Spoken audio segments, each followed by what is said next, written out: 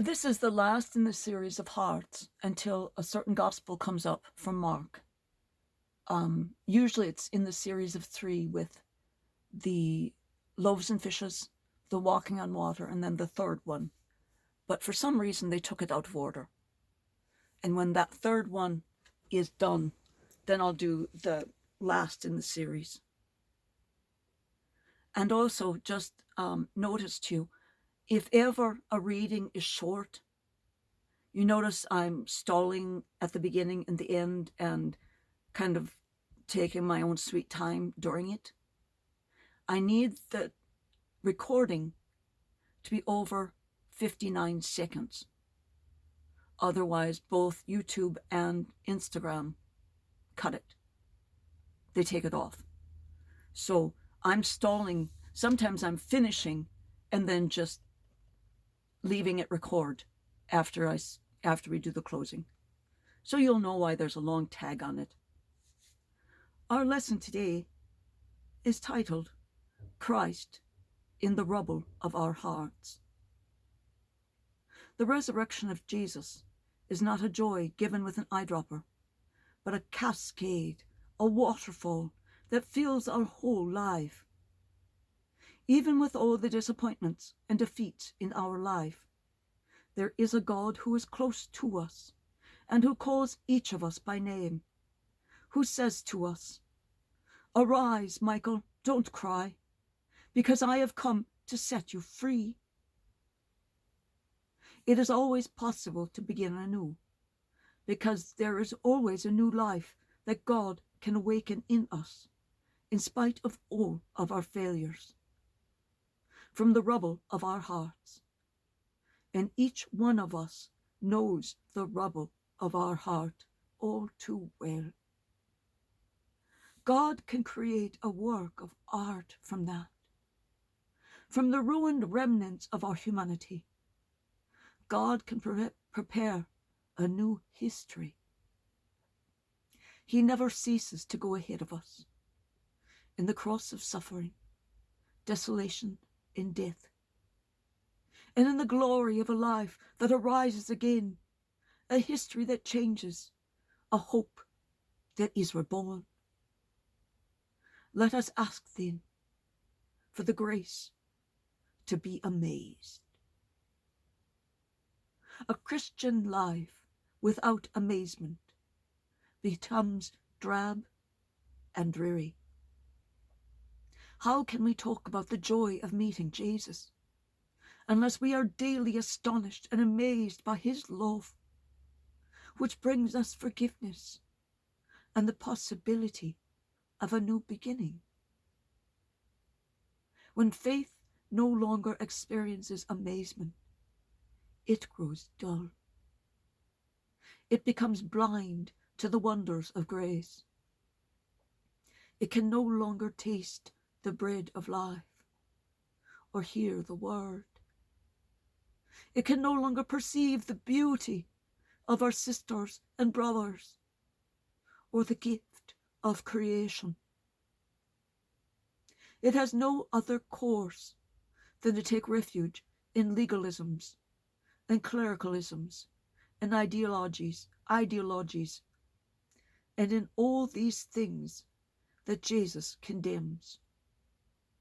There's a whole list of them in chapter 23 of the Gospel of Matthew. I ask that you look it up if you can't remember it, because we'll be reading that Gospel in 27 days' time. Peace be with all of you.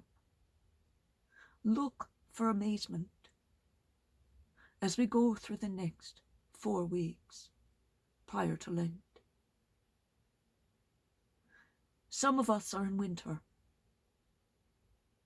Winter air is the most beautiful. Look to your sunset if you are in winter. A winter sunset is blue and purple because the colors of a sunset are determined by what is in the air. The pollen of the Philippines and the pollen of India will right now be causing your sunrises and sunsets to be golden with a kind of green piece to it. If I could show you a picture, you'd know exactly what I mean. But the pollen of your area is very different than the pollen of mine. So your sunrise and sunset will be different than anything I've ever shot with cameras.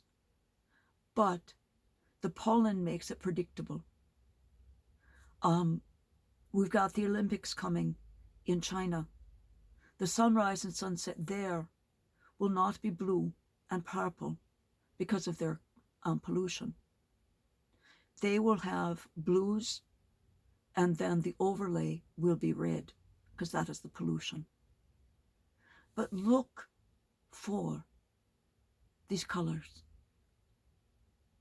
I have not seen them in years now because of my eyes, but I'm getting some special sunglasses that they think will allow me to again see light.